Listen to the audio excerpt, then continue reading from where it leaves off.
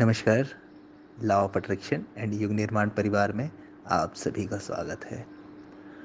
एक प्रश्न अक्सर पूछते हैं लोग कि हम ना चाहते हुए भी गलती क्यों कर बैठते हैं।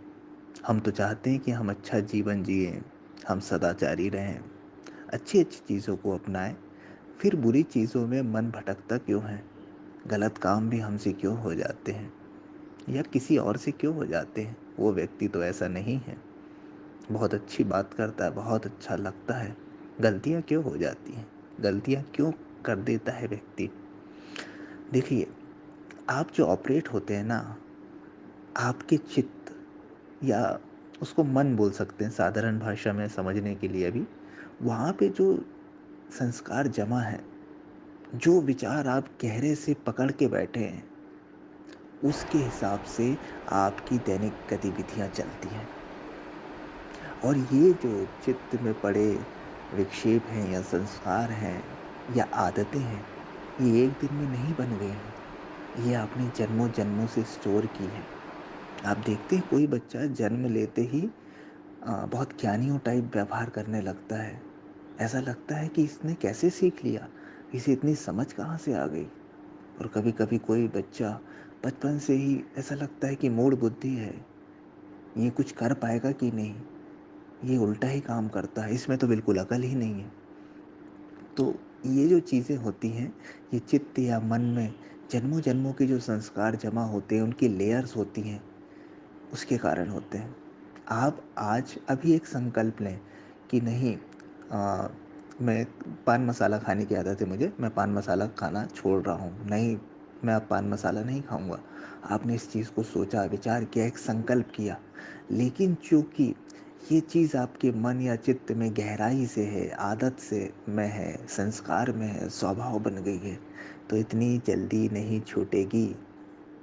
अगर कोई व्यक्ति 6-8 महीने 1 साल से पान मसाला खा रहा है और वो सोचे कि मैं एक दिन में स्विच करके छोड़ दूं, तो 99% लोग तो नहीं कर पाएंगे। 1% लोग जिनकी संकल्प शक्ति बहुत ऊंची है, जिनका मन और चित्त पर बिल्कुल नियंत्रण है, जो उनसे ऊपर उठ चुके हैं, वो उनके लिए संभव है। बाकी सामान्य व्यक्ति के लिए नहीं। अगर वो छोड़ भी देगा तो परेशान होता रहेगा, घुटता रहेगा, अनकंफर्टेबल फील करेगा, उस चीज़ को दबा लेगा, रोक लेगा, उसकी कोई वैकल्पिक व्यवस्था कर लेगा, लेकिन मुक्त नहीं हो पाएगा।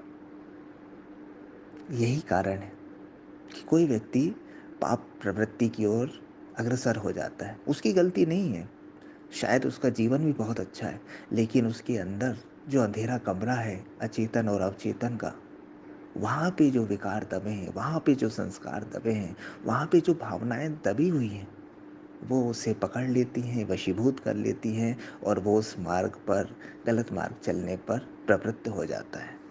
यही कारण है समस्त बुराइयों का। व्यक्ति आपको सही लगेगा, अच्छा लगेगा, संस्कारी लगेगा, लेकिन वो भी क्या कर ले, जहाँ से वो ऑपरेट हो रहा है उसका वहाँ पर नियंत्रण ही नहीं है। वहाँ से उसका संपर्क कटा हुआ है, वो वहाँ तक नहीं पहुँच पा रहा है, लेकिन वहाँ की चीज़ें उस तक पहुँच जा रही हैं। एक मार्गी व्यवस्था है। अगर ये व्यवस्था दो मार्गी हो जाए, यानी आप अपने अंतःकरण, अपने चित्त मन की गहराइयों तक पहुंचना, एक्सेस करना शुरू कर दें, तो आप वहाँ की सफाई भी कर सकते हैं। वहाँ पड़ी विकृतियों को, विकारों को, नेगेटिविटी को आप रिमूव कर सकते हैं। वहाँ पड़े बुरे संस्कारों को आप दूर कर सकते हैं और अपने कर्मों को उन्नत कर सकते हैं।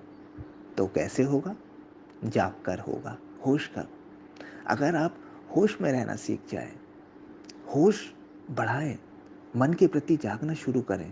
पहले चेतन मन के प्रति, जो अभी आप सुन रहे हैं, जो आप अभी इंटरेक्ट हो रहे हैं मुझसे, ये आपका चेतन मन चल रहा है।